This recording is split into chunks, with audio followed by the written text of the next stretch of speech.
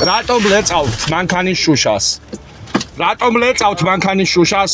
ასეთი ფორმით დააკავა სუსმა ზვიად კუპრავა ნაციონალური მოძრაობის წევრს და თბილისის საკრებულოს დეპუტატს ხელისუფლების დამხობისა და არჩევნების ჩაშლის მოწოდებას ედავებიან. 4 ოქტომბრის აქციამდე რამდენიმე დღით ადრე უწყებისთვის პოლიტიკოსის დაკავების მოტივი მის მიერ გავრცელებული ვიდეო გახდა, სადაც კუპრავა აქციის გეგმებზე საუბრობს. მის წინააღმდეგ საქმე ხელისუფლების წარმომადგენლის მიმართ წინააღმდეგობის გაწევის მუხლითაც აღიძრა.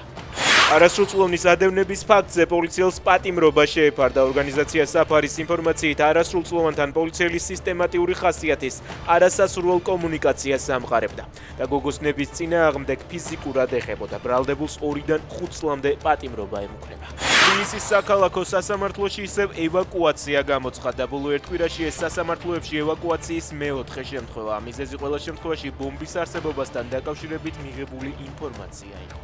რესტორან ქვევრის მმართველობა სასამართლომ ბერას მეგობარს ლაშა ბასლანძეს მიაკუთვნა. დღეს ოცნებასთან დაახლოებული ბასლანძე რესტორანთან აღსრულების ბიუროს თანამშრომლებთან და სამართალდამცველებთან ერთად მივიდა. 7 სექტემბრის ღამეს რესტორან ქვევში სროლა იყო. გავრცელებული ინფორმაციით ბასლანძემ კიდევ ერთ მეწილეს ზურაბ ტიბუას სცემა და უმისამართოდ ისროლა. მომხდარზე პასუხისგებაში არავინ მიუწვევს.